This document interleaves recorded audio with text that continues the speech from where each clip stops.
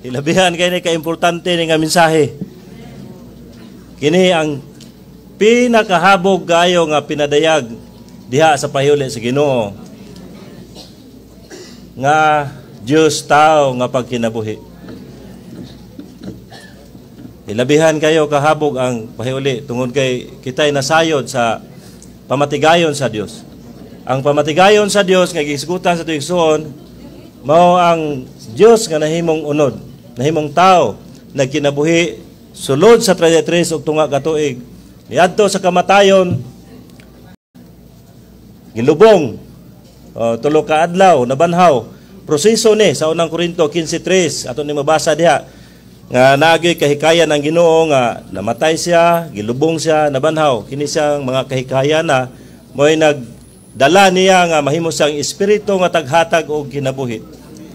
Aron ianak ta pag-usab, no, mo na tong mga kahikayan nga iyang gisgutan.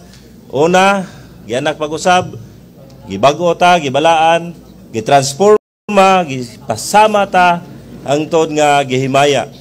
Kini nga mga kahikayan mao ni siya ang kahikayan aron mahimutang Dios diha sa kinabuhi og sa kinaiya apan dili sa ranggo sa iyang pagka-Dios nga simbahon maigsoon.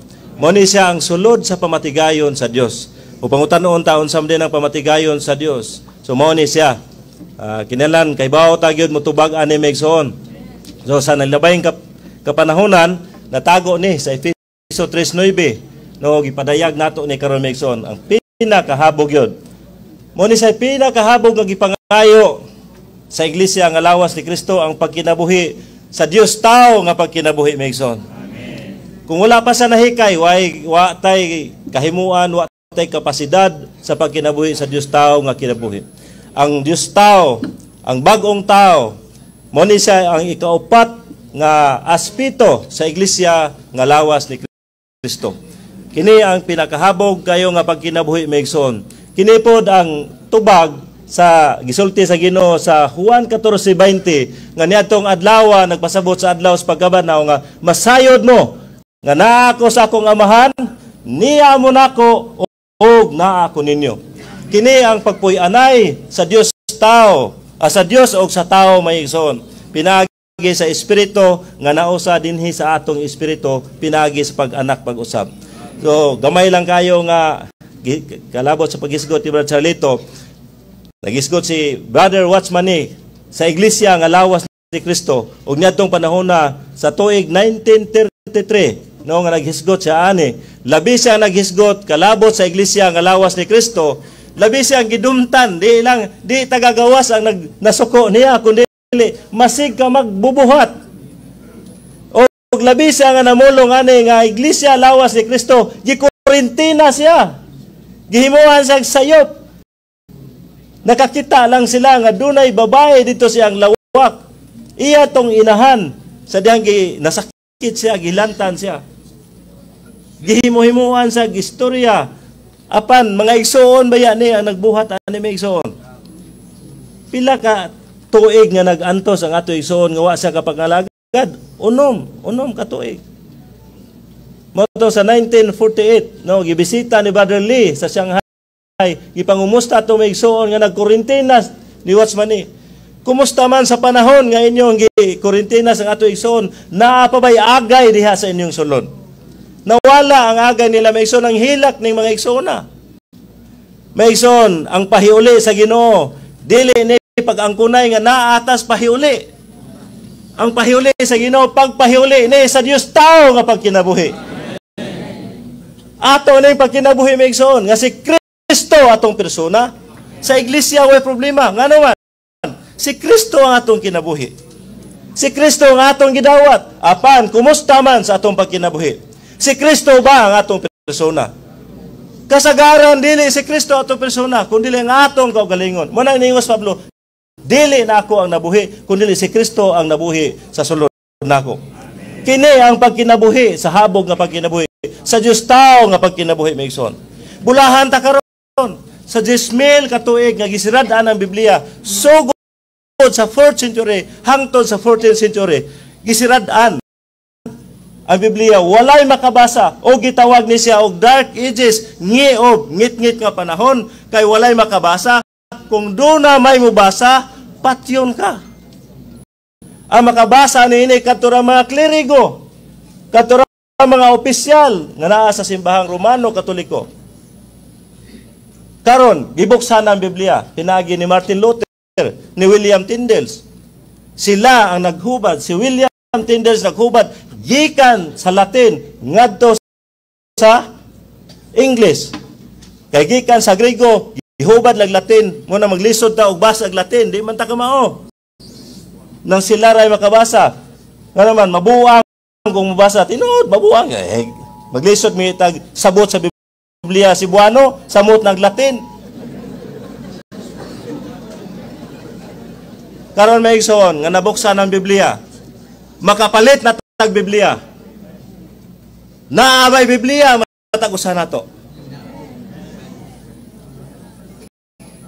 Napamay daghan des bukrom. Isa tong may Biblia. Maula mo. Dili na ron panahon sa kangit-ngit may igsoon. Gibuksan ang Biblia. Ang problema kay wa tay Biblia. Labaw pa sa ngit-ngit nga panahon karon kung di ta mo palit og Biblia, kung naa may Biblia, wa pud ta mo basa sa atong Biblia.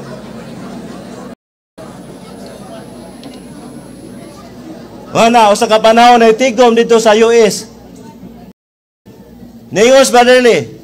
Kinsa to nagbasa sa Biblia?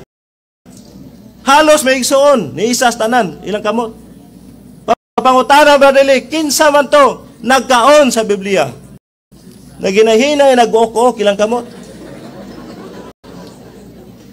Nangutana, kinsa tong nagpahimulo sa Biblia? Wa na gyoy ni isa, gitaguwa na gyong kamot. Di ba makaulaw nga lang ta Kristohanon, wa tay Biblia? Kung naay Biblia, wa po na to gibasa. Unsao man nato pagkasayod sa kamatuoran. May igsoon gibuksan na. Naa. Daghang nagbasa, wa kasabot. Niyo sa bulahan na nagbasa, og nanimati, og nagtuman. Og nagbasa, unya wa po ka manimati, na kinahanglan man ang pulong, og ang rima, og ang pulong Biblia, mag-aabot gid sila may igsoon. Wala kinahanglan ta mo basa, kinahanglan ta mo kaon, pinagis pagbasa ampo. Kinalan makapahimulos ta sa atong gikaon may igsoon. Daghang kusinero nga nabusog lang sa baho silang giluto. Daghang may igsoon karon may igsoon nga nitambong ning tiguma. Nga igora nakapaminaw sa pulong sa Ginoo, wa gyud nabusog, wa pud natagbaho. Kinahanglan mo liso gyud ta sa atong espiritu may igsoon. Di lang makasabot ta kundi makaunta o makapahimulos gyud ining pagpamulong nga mison. Last gamay man kayo kay 5 minutes sa manaway. Sabi under sa Roman 5 ingon siya nga bisa nakita na nato ang pananaon kalabot sa lawas ni Kristo ug tin-aw tang makapamulong kalabot niini, tin-awha nga makapamulong kalabot niini, gamay ra kayo ang realidad sa lawas ni Kristo nga naa nato. Kamo na lang itubag ani megsoon. Kay tinuod ni nga gamay ra gyud kaayo. Mo na ato igsoon siya nga wa ta mangita dinhi og daghan kayo mga igsoon. Ang gipangita sa quality dili quantity. Magunsa man ang usa ka sako bugas pero pulos ti pasi. Ari na lang tas usa kilo. Bisan diha sa pahuli sa Ginoo kulang kayo tag realidad sa lawas si Kristo. Tanawa bisan moingon ta nga na atas pahuli, na atas sa lawas, kulang tag realidad sa lawas si Kristo. Ang realidad na ni Jesus migsoon.